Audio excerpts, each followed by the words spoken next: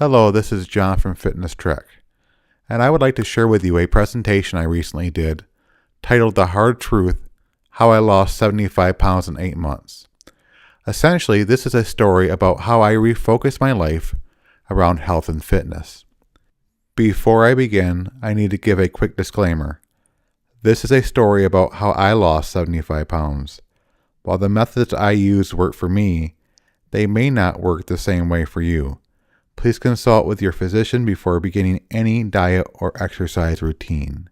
And now with the disclaimer out of the way, we can truly begin. On the screen, you will see an image taken of me in the spring of 2011. Look at those cheeks. You just want to pinch them. In 2011, I was clearly obese. However, it took over a year for me to finally decide to lose some weight. The exact date was June 23rd, 2012. Why do I know the exact date? Because it marked my 34th birthday. My birthday wish was to lose 35 pounds before I turned 35. And of course, I plan on starting my new healthy lifestyle on the day after my birthday. The picture that you now see on the screen is complete with me holding a high-calorie drink and having my love handles firmly hug that chair. I am happy to announce that I truly did begin my healthy lifestyle the day after my birthday. The first phase of my weight loss started in late June and lasted until mid-October. I started at 247 pounds. Again, I was obese for my height. However, I did see some results in the first phase as I lost 16 pounds and went down to 231 pounds. How did I do it? This was done primarily with portion control, basically not going back as often for seconds and thirds, and cutting back on the number of times I ate out at restaurants. Despite my weight loss, I still had not incorporated an exercise routine. I still put salt on everything from watermelon to pizza, and I still drank a lot of pop. On average, I drank a 2 liter of diet pop every day. The good news was that I was making some changes, and they were beginning to show, and then the hard truth truly came. On October 16th, 2012, I started the day by going to a Ready Care due to a nagging cough. It should have been a routine check. It turned into something far worse. My day ended with me in the hospital. I was admitted for hypertension, high blood pressure, the silent killer. My blood pressure was incredibly high. I have been told by a lot of medical professionals that I am very lucky that I didn't have a stroke or something worse. I honestly thought I would never leave the hospital alive. To add fuel to the fire, it was October and I was 34. My mother died in the month of October when she was 34, and that coincidence did not escape me. But I did leave the hospital 6 days later. I was tired, bruised, and very weak. This was probably the weakest moment of my life. I was depressed and I could hardly walk. I didn't know why this was happening to me. And at first, I looked at my hospitalization in a very negative manner. However, something clicked after I left the hospital. I became dedicated to change my life on a whole new level. Looking back, I now look at October 16th as the day that changed my life. It will always be the day that truly began my transformation. Leaving the hospital began the second phase of my weight loss, as it started in mid-October and lasted until early December. I was starting to put the puzzle pieces together. In that time span, I lost another 29 pounds. According to my body mass index, I was no longer obese. I was now in the overweight level. This was done primarily with portion control again, cutting down on desserts, and I also eliminated table salt, which was a big step for me. I no longer drank pop, which was another big step, coffee, or alcohol. I also added some low-intensity exercise, mostly walking, to my routine. I was happy with my weight loss. By the end of phase 2, I had actually surpassed my birthday wish of losing 35 pounds. But there was still work to be done. I still had not created a concrete diet, and I was still learning about sodium. Sodium isn't only in table salt, it is in a lot of foods. I also wanted to increase and enhance my overall exercise routine. The third phase of my new healthy lifestyle, which began in early December of 2012 and lasted until February of 2013, saw me lose another 27 pounds. This put me at 169 pounds, meaning I had lost over 75 pounds in 8 months. I am happy to say that according to the body mass index, I am at a normal weight for my height. That is a lot of weight in a short time span. Not only have I lost weight, but I have also added muscle. So what's the secret? You'll have to wait for my upcoming book titled Fitness Trek. Now, just kidding. The remaining slides in this presentation will further highlight the additional changes I made to help me lose 75 pounds in 8 months. For me, it began with diet. Approximately 70% of my success came in the kitchen. I tried to cut my calories, sodium, and high fructose corn syrup. I decided to aim for a 60-20-20 macronutrient daily intake. What this means is that 60% of my calories come from carbohydrates, 20% comes from protein, and 20% comes from fat. For carbs, I don't mean candy, I mean brown rice, whole grain pasta, and fruit. For fat, I'm talking about nuts and trail mixes, some fish, and some oils. For protein, I'm talking about egg whites, some dairy, and some beans. I'm going to take a moment to talk about good choices as well. Caloric intake is important, but just as important is what kind of calories you are putting into your body. While calories may appear equal, they are not when you consider the nutrients in the calories and the feeling of fullness that you get from certain foods. For example, while a 200-calorie glazed donut may taste good, it packs a lot of calories with little true nutritional value. What's worse is that after eating one donut, you typically feel the need to eat more. Complicating this even further is the fact that in an hour, you'll be hungry again. Roughly 6 ounces of chicken breast is 200 calories. And chicken has a much higher nutritional value than a donut. Even better, you probably won't feel hungry in an hour. Then compare 200 calories of broccoli, which is well over a pound. Again, a lot of nutrients that will fill you up and keep you filled. One more consideration is portion control or moderation. It is important to stay within your calorie range, and going back for seconds and even thirds will probably put you way past your calorie goal. One more tip that could help with portion control: serve your food on a smaller plate. On the screen you will see 3 different size plates, but all 3 plates have the same amount of food on them. We often eat with our eyes, and sometimes we get more food than we should. So play a trick on your eyes and serve your food on a smaller plate. To meet my new dietary plans, I decided to formulate an intake strategy. I decided to eat more fruits and vegetables.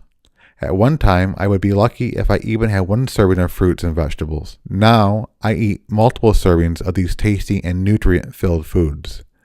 I made it a priority to drink a lot of water. I used to drink approximately 2 glasses of water a day. Now, I drink between 10 and 16 glasses a day. I decided to read labels, and I mean really read labels. Certain foods, like cereal, is really good at making their numbers look good. However, upon further inspection, you will see that those numbers reflect a serving size of a half a cup to a cup of cereal. This is great if you only eat the serving size amount, but I know a lot of people who consume a lot more than a cup of cereal throughout the day. I used to be one of those people. So, what is it that I lessened or eliminated? First, I lessened my liquid calories. I do not drink fruit juices, alcohol, or caffeine. I lessened the amount of times I eat out. I used to love eating out. I would do it multiple times a week. Now you would be lucky to find me at a restaurant. I tried to eliminate processed foods altogether. The next time you are in a store, take a look at the label of processed cheese, and you will know why I want to eliminate processed food. I have also tried to lessen my intake of desserts. I have found this has helped me to reduce calories, cholesterol, sodium, and sugar. Finally, I've lessened my consumption of sodium. In fact, sodium reduction has been a huge challenge for me. As I said earlier, I used to put salt on everything, from watermelon to apples to pizza to popcorn to potatoes, and the list can go on and on. On any given day, I was probably consuming between 4,000 and 7,000 milligrams of sodium. The daily recommended value for sodium is less than 2,300 milligrams, and I was clearly over that. Reduction in sodium intake is very important, especially if you have high blood pressure. The American Heart Association recommends less than 1,500 milligrams of sodium a day. I decided to shoot for 1,500 milligrams or less, so I thought I would just eliminate table salt, and that would do the trick. While it did reduce my daily consumption of sodium, I found that sodium is in a lot of food and drinks. Again, I had to read the labels carefully. Did you know that milk, bread, chicken broth, spaghetti sauce, and even celery has sodium? The next time you're in the spaghetti sauce aisle, check out a jar of ragu. Or the next time you're in the dairy section, check out a container of cottage cheese. Lots and lots of sodium. So, what's the solution? Either eliminate certain foods or find suitable alternatives.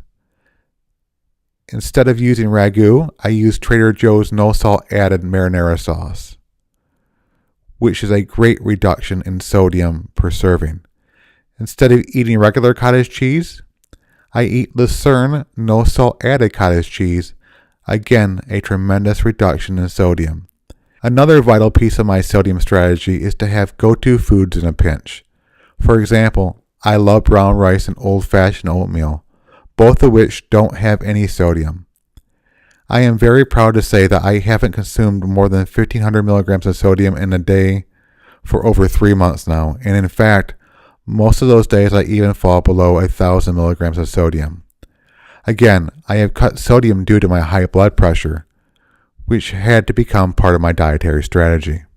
So how did I track all this information, the sodium, the calories, the carbs, the fat, the protein, the nutrients? I use a great app called MyFitnessPal. I love this app for a variety of reasons. I can use it on multiple devices, from an iPad to an Android device, from a Windows desktop computer to a MacBook. The app will track calories, carbs, fats, proteins, sodium, sugar, vitamins, etc. It is easy to share the information with friends and family. My wife can enter a meal on her MyFitnessPal account, and since we are connected, I am able to copy the meal to my account fairly easily. And the mobile apps also have a handy barcode scanner, making it easy to input foods. You can also keep track of exercise to give you an idea of the calories you have burned. Even better, the app is free. Another great tool that I use for my diet is measuring devices. I use measuring cups for liquids and dry foods, as well as a food scale. I have found these measuring tools help me stay within my serving sizes. I measure out my oatmeal, my rice, and all of my meats, and it only takes a few additional seconds. A lot of my weight loss and my healthy lifestyle can be attributed to diet. However, another big part of the equation is exercise. Some of the considerations that I wanted in my exercise program included something that will work, something that prevented plateaus, it works with what I have available to me, I can do it at home, that I enjoy the program, and something that combines strength training, cardio, and stretching. And while I had a variety of considerations, I needed to start off slowly. It had been a long time since I last exercised, and when I left the hospital in October, I was hardly able to walk. So I started off with walking and some light cardio. I slowly added in some light weights, and it didn't take long to get back some of my strength, so I decided to move to the next step. I increased my cardio by walking longer and faster. I also started to use a spin bike to amp up my cardio. I progressively added more weights to my strength training, and after 30 days, I was feeling faster, stronger, and ready to increase my fitness routine. And I certainly increased it with a great program called P90X, which is produced by Beachbody.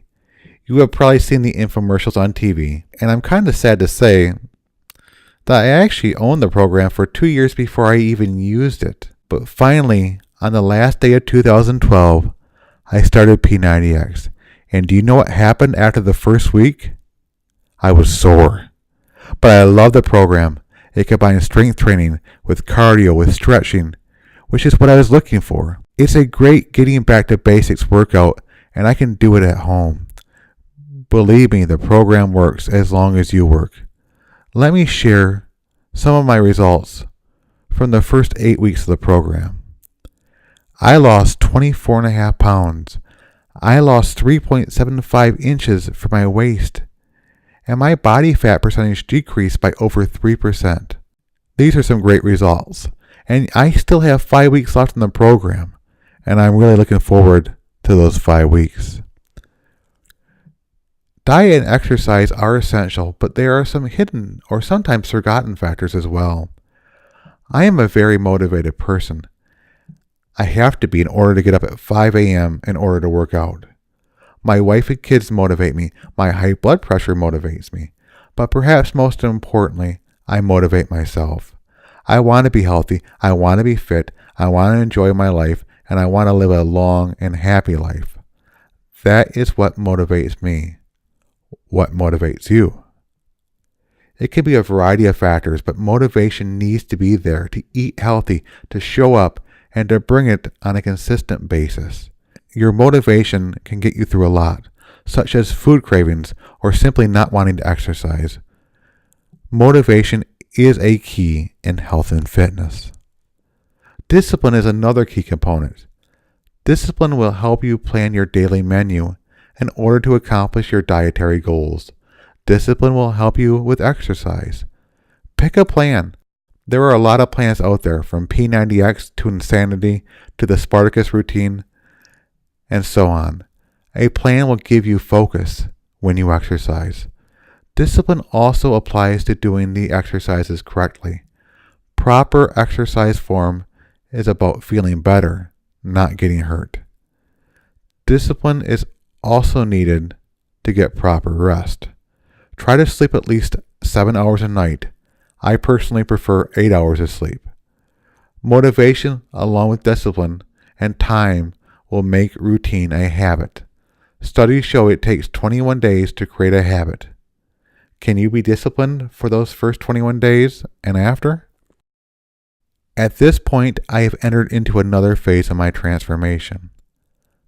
I still continue to eat healthy. I still continue to work out, and I have very detailed goals related to health and fitness. However, a new goal has emerged, and that is to help people with their fitness. I have created a fitness blog titled Fitness Trek, and you can check out this great blog at fitnesstrek.net. I am also loyal to the products that work for me, and as a result, I became a Beachbody coach, which means I can sell Beachbody products like P90X, Insanity, Shakeology, and many more, and I can help Beachbody clients on their fitness journey. I am also preparing to get certified as a personal trainer. Ultimately, I feel great, and I want to share this feeling. I want to help people with their fitness. My results have been wonderful. I feel great, and I will continue taking the next step. Well, there you have it. That was my hard truth. I needed to do something. I needed to take action, and that hard work has certainly worked for me. Thank you very much.